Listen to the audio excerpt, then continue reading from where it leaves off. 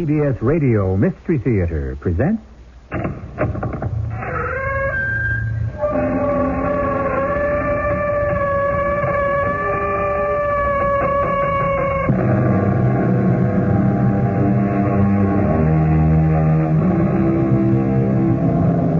Come in. Welcome. I'm E.G. Marshall. To herald its 9th season on the air, the Mystery Theater is presenting that classic story of crime and retribution, Victor Hugo's Les Miserables. We have been tracing the story of Jean Valjean, who served a 19-year sentence for stealing a loaf of bread. After an aborted attempt to steal silverware from a kindly bishop, he has gone straight. So straight, in fact, that he was regarded by everyone in the town of Moulins as the paragon of kindness and generosity, factory owner, and, eventually, mayor. But his life as an honest man was cut short by fate. And once again, Jean Valjean found himself in prison. Valjean, what did you do? I made it. I ran. They didn't catch me. Listen to that bell. They ring it like that when there's death or trouble. The nuns must have seen you. It doesn't matter. I have the ivory crucifix. Yes, they saw me. I knew it. That's why the alarm bell. Jean, you can't hide here. They'll find you, and that will mean prison again.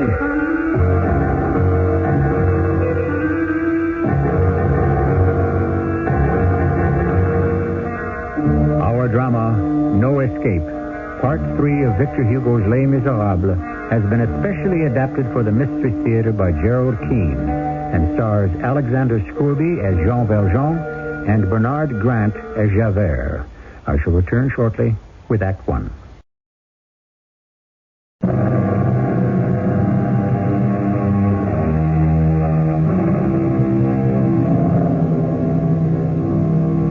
Our Mystery Theater curtain rises on Episode 3 of the study of crime and social injustice, Victor Hugo's Les Miserables.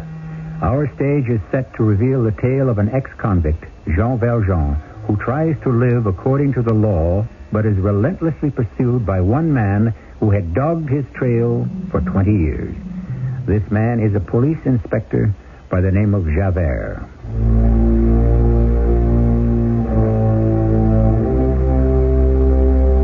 I am Javert. It was I who knew deep down, and all along, that the man masquerading as the mayor of Moulins was none other than the ex-prisoner, Jean Valjean. For a reason which I must confess I cannot fathom.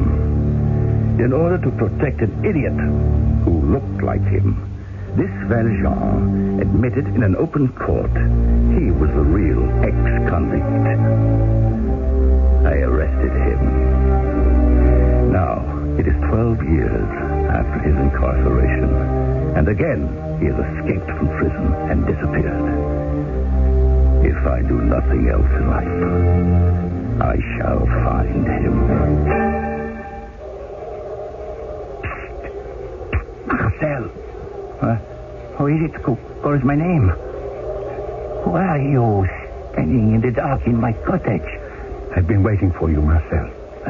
Who are you? Do you remember the Mayor Madeleine? Mayor Madeleine? Yes. The one who confessed he was a criminal and was arrested? Is that all you remember about me, Marcel? Who was it who secured for you the post of gardener in this convent? It was you, the mayor. How did you get here? Monsieur Madeleine himself. I can't get over it. Not Madeleine. I am Jean Valjean. Remember? Marcel, I'm glad you're still alive. I have so few I can turn to. If you had not lifted the cap from my back that day, I would not now be alive. Forgive me. Oh, that was so long ago. How long? My memory plays tricks.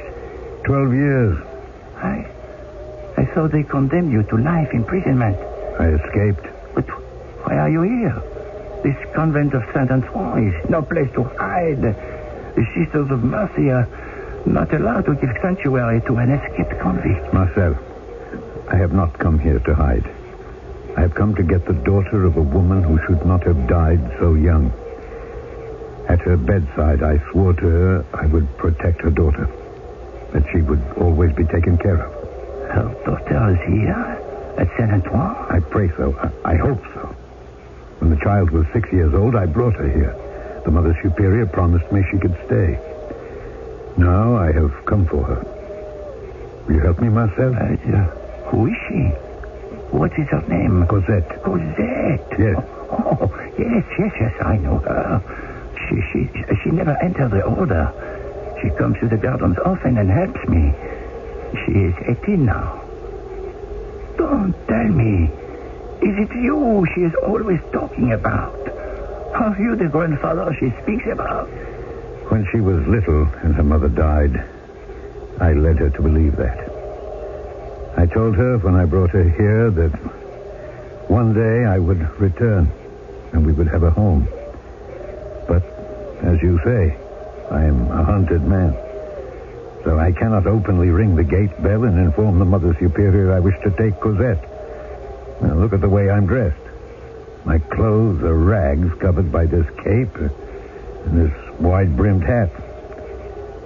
But you will help me, I know. When will I do this? Tonight, if it is possible. For you, anything I can do, I will, but we shall have to wait till morning when Cosette comes into the gardens, where I'm planting and weeding. Tomorrow, then. I thank you. For saving my life, Jean Valjean. How can I ever do enough?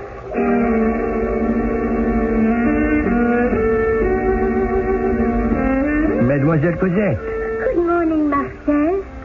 Oh, what a beautiful day it is. Did I ever tell you, mademoiselle, that I knew your grandfather? Well, no.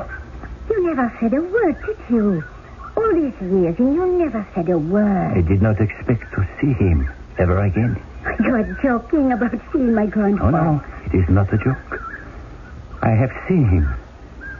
He came last night to take you away. I cannot believe it. Where is he? I am to arrange everything. He does not wish to disturb the Mother Superior, and so he asks that you leave the convent alone. Just by myself? Yes. When? Tonight, as soon as it is dark. After the evening prayer at 6, you have to walk to the bottom of the main road. The hedge of wild roses. There will be a hay wagon waiting for you. You are not to speak to the driver. You are to get in, and you will be taken to your destination.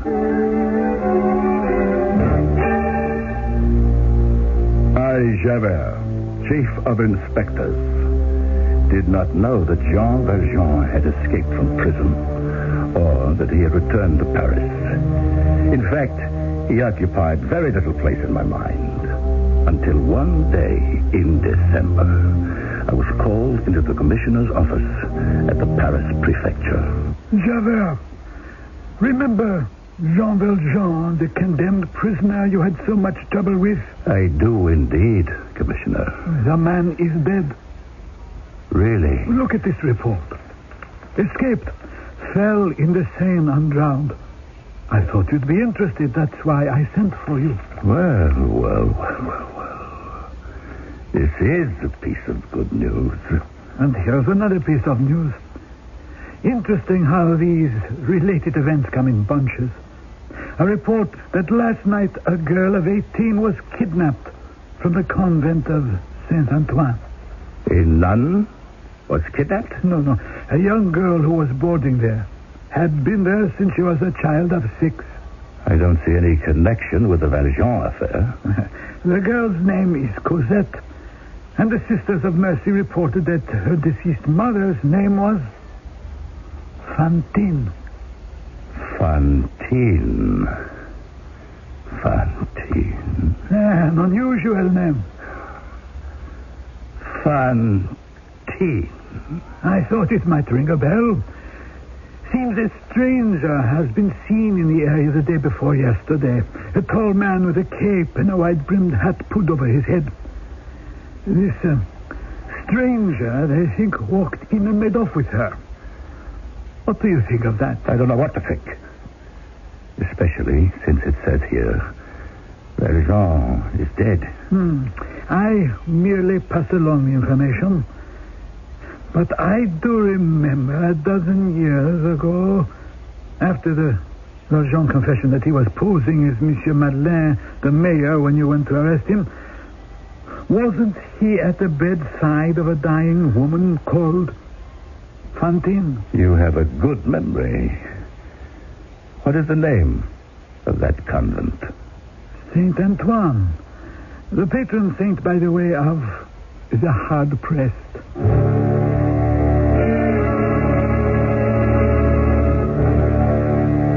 Jean, what happened yesterday? All went well. But why are you back here tonight? Cosette is installed in a small place near the Luxembourg Garden. Oh, you are mad to come back here. The Mother Superior is furious. The sisters are searching everywhere for Cosette. They had me on the carpet for hours. The police came. Sister Therese passed away at midnight. Oh, such a day, such a day. I had to come back for Cosette's clothes. All she took was on her back. I beg you, go now. The clothes are not worth your safety. Cosette wants a crucifix that belonged to her mother.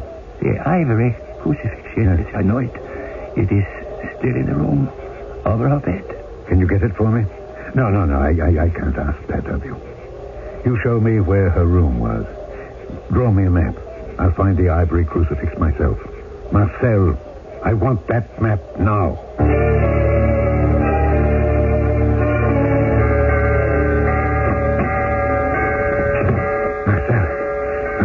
What did you do? Listen to that bell. It is rung that way when there is death or trouble. They must have seen you. It doesn't matter. I have the crucifix. Yes, they saw me. Two sisters walked in the door as I was pulling it from the wall. They ran out shouting for the Mother Superior. I knew it. You cannot hide here. They'll find you. Marcel, are you up? Blessed Virgin. There she is. The Mother Superior. Get under the bed. Yes. Under the bed. Marcel, may I speak with you? Certainly, Mother Superior. What is the matter? The man with the wide-brimmed hat. He has returned. What man? The one seen in the village before Cosette disappeared. I have sent for the police. And Marcel, I want you to stand by the gate. The inspector and his men could be here any time. That this should happen the night our dear sister Therese was called to the bosom of the Lord. Don't worry. I will show the police everywhere. Oh, not the dead room, of course. It would be sacrilege. Our beloved sister Therese passed over, lying there, awaiting her burial tomorrow in the vault under the chapel altar. Marcel, I count on you. Be at the gate. Now I must go and stop that bell. The damage is done. You can come out now, under the bed. You heard her. A fine mess we are in. The police are bound to come in here. Where can I hide you? I'll go the way I came, over the wall. No. You can't do that. Who knows where the police are patrolling? And the dogs. No, Marcel, they won't catch me. I've made a career of escape. Wait. I have an idea. You will take the place of Sister Therese. Of the sister who will be buried under the chapel? It is one of my duties to take care of funerals. Nail up the coffins and assist the gravedigger at the cemetery. Sister Therese wishes to be buried in her own coffin. Now, do not laugh, but she has used a coffin as a bed for the last 20 years, and we shall bury her under the altar to respect her dying wish. That leaves me with a second coffin. A second coffin? Government coffin. The government sends a coffin. The next day, it sends a hearse and the undertaker's men to carry her to the cemetery. I accompany it. You, dear friend, will be in it. Marcel, a stroke of genius. I couldn't have thought of a better escape myself. Oh, but another thought. How will you breathe? No, well, don't hammer all the nails down. Where my head is, leave The space of a centimeter. Once in the grave, I'll pry it open. If anyone can do this, it is you. I do not know where you find the courage. I have an ivory crucifix in my hand. And a young girl who waits for her grandfather. That is the source of my strength. How cleverly Victor Hugo draws tight the strings that bind his characters. The terror and the sadness of a man banging his head against the stone wall of society. When our play is over, I'll tell you what happened in Hugo's own personal life that triggered this epic drama. I shall return shortly with Act 2.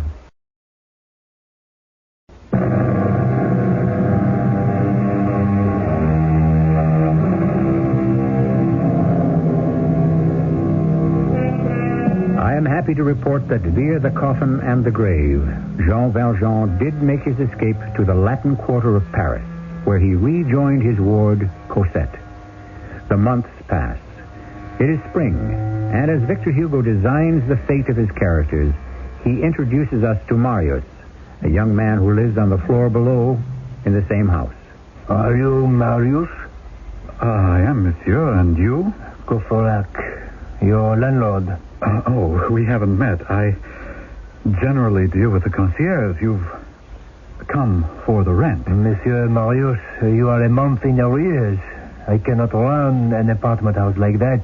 I also have bills to pay. Well, I happen to be very short now. I'm about to take my bar examinations. You have no relatives who could lend you something extra to tide you over? My parents are dead.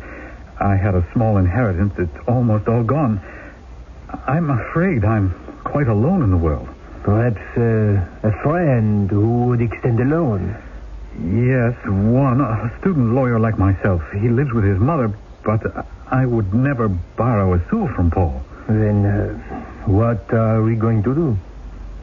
Well, perhaps you could wait? How little money do you have? 15 francs. You're a nice young man, and I'm sure you will make your way in the world. I certainly won't press you for the rent, but you will need more than 15 francs to live on until you are a practicing lawyer. I realize that. Have you clothes you could sell? Just what you see in the armoire over there. Any jewelry? A gold watch. May I have a look? As you please. I have an idea. Do you know English? No, I don't. Not very well. Do you know German? Not really. I know a little of both languages, but not much. Oh, that is too bad. Why so? Well, a friend of mine, a publisher, is preparing an encyclopedia for which you could have translated English or German articles. The pay is little, but at least it's possible to live on. Well, I will improve my English and German. But in the meantime, Marius, I will have to eat my clothes and my watch.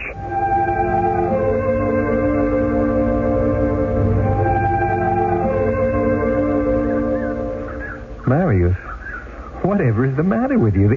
The Paris winter is over. It's April. You look so glum. Oh, forgive me, Paul. I'm not unhappy, really. It's anxiety, I think. You're anxious about what? Spring is in the air. We both passed our bar exams. I'm going to be apprenticed to a law firm. You have a translating job with a publisher. If I tell you, you'll laugh at me. We turn this way. But if we go straight, we can feed the swan. Paul, please. I wish to go this way. There is a secret reason we are taking this path. A woman? Marius, you have a rendezvous with a woman? Is that the problem? I have no rendezvous. That is the problem. Oh, she is beautiful? Oh, yes. What does she say to you, this love of your life? We've never talked. Not said a word? You just look at one another? She doesn't look at me. Oh, how sad. How long have you been doing this? Since February. She walks in these gardens every day. The two of you alone and separately, walking in the Luxembourg and never speaking? Marius, this is tragic. No, she's not alone. She's with a white-haired, tall gentleman. Come, we must walk faster. Marius, what is your hurry? I must get to a certain park bench before she arrives. They're already here. They are? Where? Over there. See? Well, now what? We sit on this bench right here. I have a book in my pocket. I sit here and pretend to read, see? And without being observed, I can sneak a look at her over my book. Oh, isn't she beautiful? The old man is nice looking, too. I think I know those two from somewhere. You do? My dear Marius, if you wish to get to know this girl, you'll have to do better than sitting yards away in a park day after day. Well, I will. When they leave here tomorrow, I shall follow them and find out where she lives. You don't know that? Well, I can tell you that. She lives in the same house as you do. That's where I've seen her before, and him. She lives in the same house?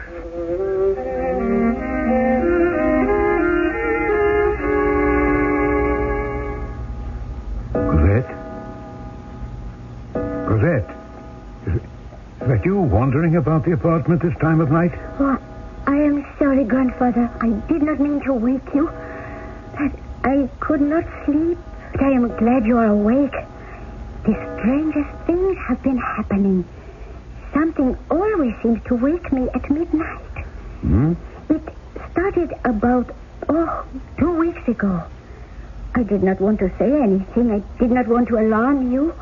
Do you stay up long? 1 hour, 2 hours. Oh. Finally, I talked myself into going back to bed. But tonight it was worse. What? What was worse? The man in the cape. Oh? Tonight he looked up at me and saw me.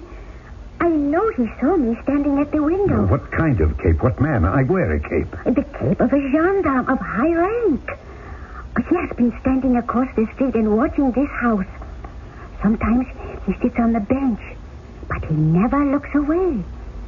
So tonight, when our eyes met, I felt I had to go downstairs and find out why he was there. While I was sleeping, you went outside in the middle of the night in your nightdress? I put on slippers and this coat over me, but I did not go outside. I went down, opened the door slowly, but the man in the cape had gone. I don't want you ever to do that again, Cosette. To go out in the dead of night. You could be murdered, anything. You frighten me so, Grandfather. I mean to. This is serious. But tomorrow night I shall watch from this window myself. And then we shall see. You don't sound a bit afraid. I'm not. I shall never again be afraid. Now, go to bed, my dear. And sleep well.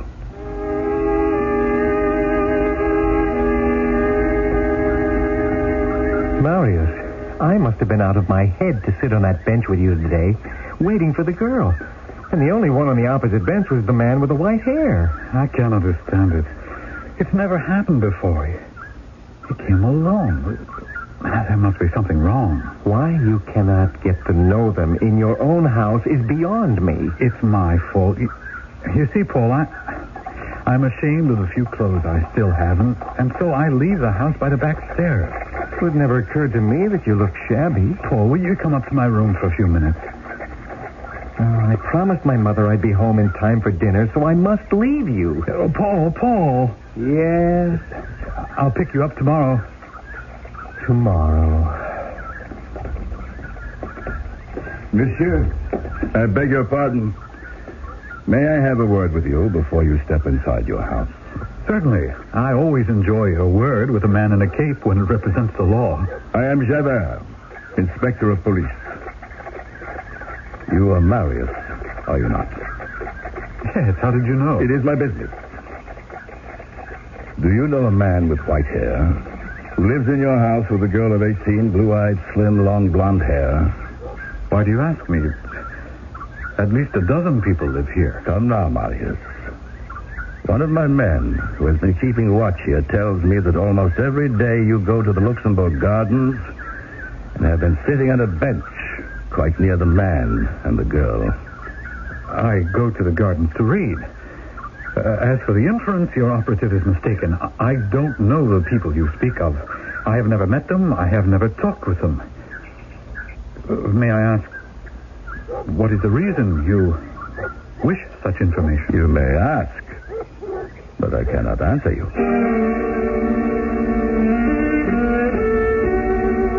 Come here, Cosette. Come here to the window. What do you see? Where? Down in the street in front of the house.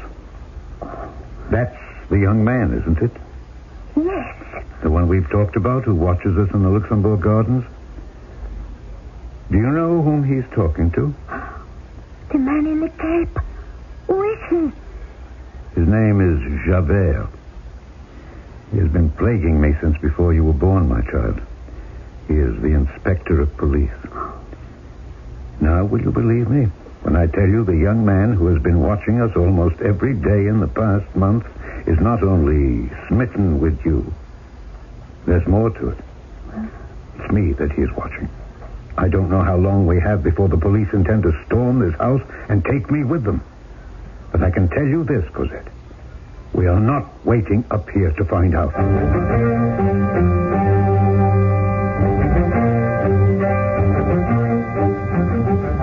But, Javert, how can you be so positive this man with white hair you describe is Valjean? It's a feeling I have, Commissioner. And you expect me to issue a warrant to search the house on the basis of that? A hunch? I repeat, the elderly man has a young woman with him. It could be the 18-year-old Cosette who disappeared from the convent. It's possible, but we have only the vaguest description of the girl. There are many slim, blue-eyed blonde girls of the same age on every street in Paris and more indoors. No, I cannot issue a warrant. A French citizen still has some right, Javert. I don't have to tell you one needs actual proof. Do you have any? I will get it. And now I suggest you attend to your duties and forget this man. Commissioner, may I be given a fortnight's leave without pay? May I have that? You believe so strongly that the white-haired man is Valjean? An escaped convict must be returned to serve out his sentence. If the law is not obeyed, what is left but anarchy? No matter where he wishes to stop and rest, Jean Valjean cannot. Javert is always at his heels, a nemesis, a strange officer of the law, not indifferent or impartially weighing transgressions upon the scales of justice, but relentless and, yes, revengeful. How long can Valjean endure this? Who will weaken first? The ex-prisoner or the policeman? The hunted or the hunter? I shall return shortly with Act 3.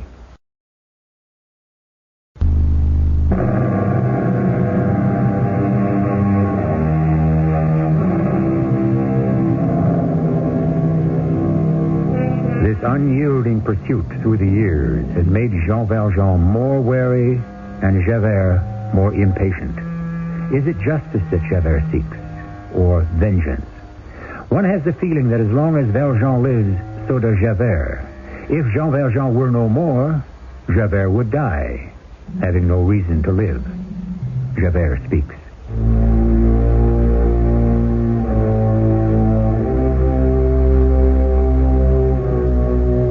Trap must be cleverly sprung and carefully baited. In order to set it, I needed proof. To get that proof, I had to hear his voice. A doctor occupied the upstairs apartment next to the man I believed was Valjean. I arranged with this doctor to leave his apartment, and I found him another. At first he was reluctant, but I persuaded him. For the sake of law, sometimes arms have to be twisted. Shortly afterwards, I went to see the landlord. There's only one other family on the third floor. To be honest with you, monsieur, the third floor was originally one big apartment, but I had partitions put up, making it into 2 apartments. That's too bad. A partition is only a very thin wall. I don't think you will be disturbed, monsieur. The other family on that floor is an elderly gentleman and his granddaughter. I hope you won't think this impertinent of me, monsieur, but may I ask your name and where you work? I am Inspector Javert of the Paris police. I am engaged in a matter of delicate surveillance. You will, of course, not make mention of this to any of your lodgers. Good day.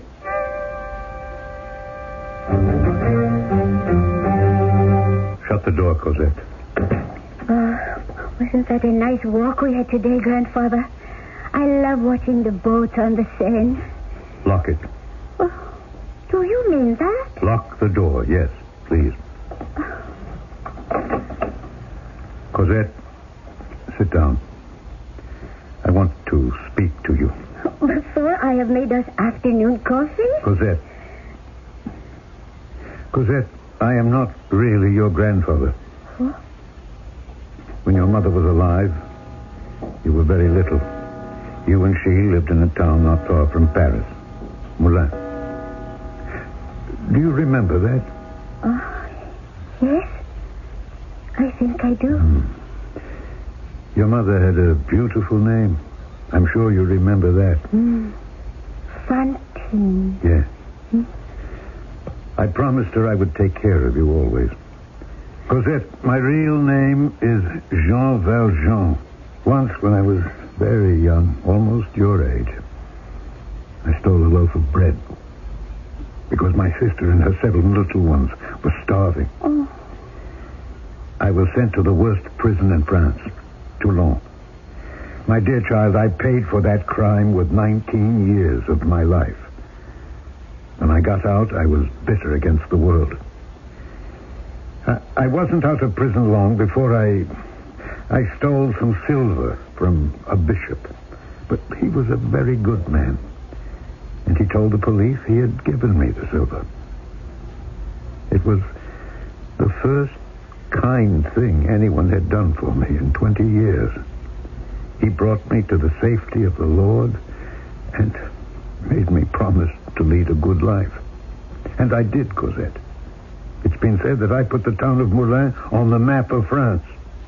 I started a glass bead factory where your mother worked. I built a hospital, tried to help everyone I could.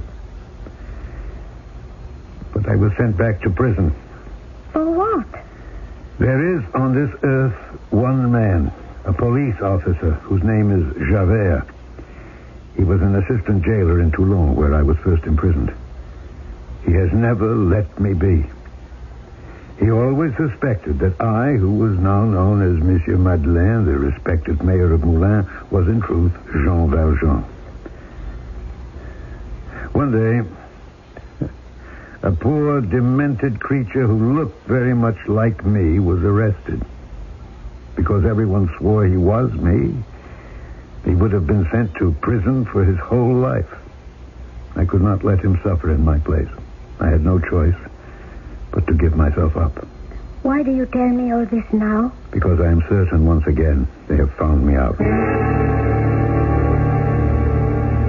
I think you're chasing Will-o'-the-Wisp. He's wily. He's clever. I took rooms next to his, Commissioner. Last night, I listened at the wall that separates our apartments. He never made a sound. I don't understand. It's his voice I want to hear. That voice that I've heard so often in Moulin.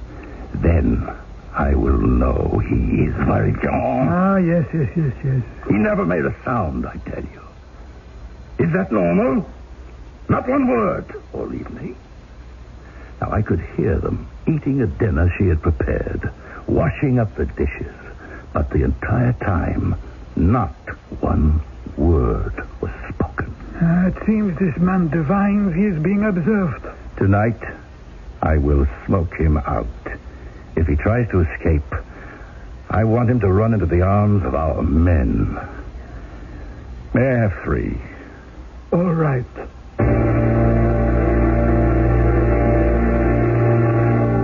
Marius, it seems to me your entire life is being spent sitting, waiting on park benches. Here you are on the bench outside your own house. Do you know it's after 5 o'clock now? Look. 2 policemen and a third. They've stopped, looked in the doorway. Now they're moving on. What's the matter, Marius? You've gone quite white. Yesterday, after you left me, a police inspector named Javert stopped me and asked after them. Asked about the white-haired man and your girl? Yes. Wanted to know what I knew about them. I told him nothing. Oh, that is peculiar. How much longer are you going to sit out here? I don't know. Oh, you are stubborn. No, I am in love. All right. I'll wait with you one more half hour, and that's it.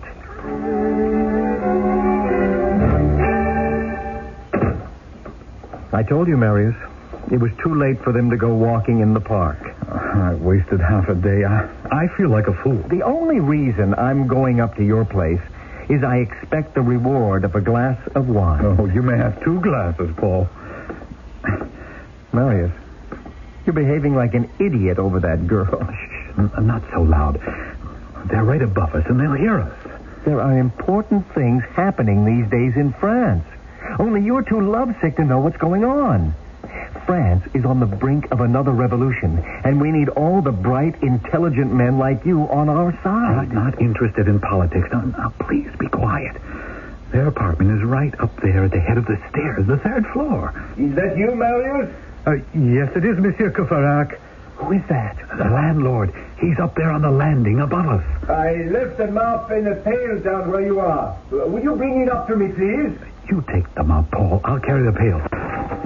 Go on. He's a nice man, and I owe him several months' rent. Thank you, Marius. Bring the pail in here. You two, sir, with the mop. Just lean it against the wall. Well, this is, who lives in this apartment? No one at the moment. I'm doing a little cleaning, and hopefully I'll have it rented this week. Is this where the gentleman with the white hair and the young lady, is this theirs? It was. I was sorry to lose them. But the gentleman came to me at 6 this morning and said they had to leave immediately. They have left? For good? So far as I know. They took everything, as you can see. By 7, they were all paid up. Half hour later, a van came for their things, and off they went in a hansom cab. Oh, that can't be it. Impossible. You have no idea where they went. I didn't say that. They were catching the afternoon train to Cherbourg, and from there, the night boat to England.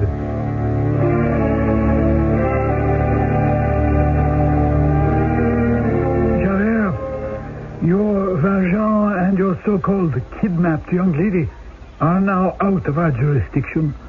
If indeed they have gone to England, content yourself with the fact there is nothing we here in Paris can do about it. Yes, Henri? There is a Monsieur Courfeyrac here. He says the inspector asked him to come here if he found anything of value in an apartment recently vacated.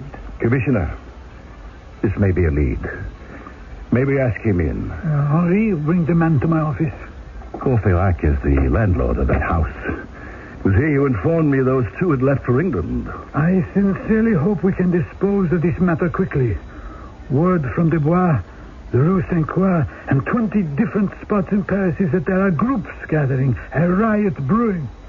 I am going to need you, Javert, to go out and organize police patrols where they are needed. I was told to come up here. Come in, Courfeyrac. This is the commissioner. Ah, an honor. What have you found? I have it all here in my pocket. I wrapped it up in my handkerchief.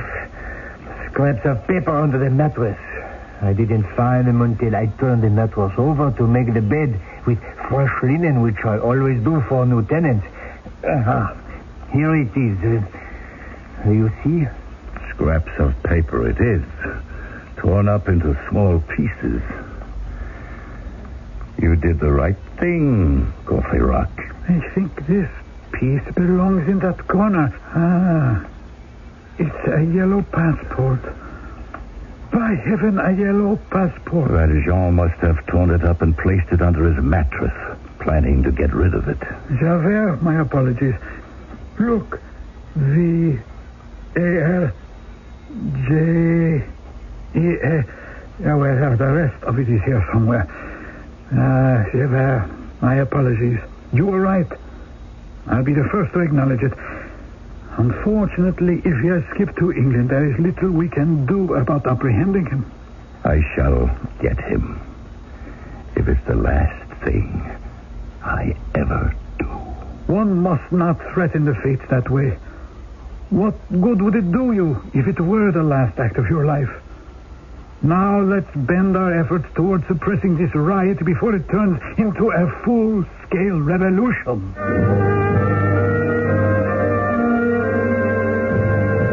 In the 1830s in France, if one did not like the government, one did not vote it out, one shot it out.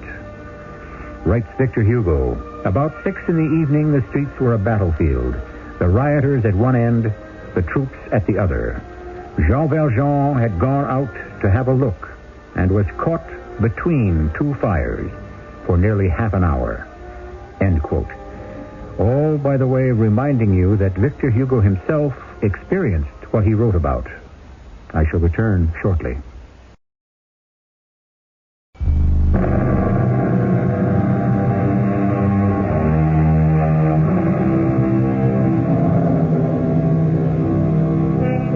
Concluded episode 3 of Victor Hugo's magnificent Les Miserables. I promised you a behind-the-scenes look at the author himself and why he had no choice but to write this great novel. It grew out of tragedy, a personal tragedy. On September 4th, 1843, Victor Hugo picked up a newspaper in a cafe and learned that his recently married daughter, Leopoldine, had drowned in the Seine. That night, he began writing this book, always remembered for its extraordinary humanity. Join us again when our curtain rises on this unusual 5-part presentation to signal the start of Mystery Theater's 9th year on the air. Our cast included Alexander Scourby, Bernard Grant, E.V. Juster, Bob Caliban, and Lloyd Batista. The entire production was under the direction of Himan Brown. Radio Mystery Theater was sponsored in part by Raven House Paperback Mysteries. This is E.G. Marshall, inviting you to return to our Mystery Theater for another adventure in the macabre. Until next time, pleasant dreams.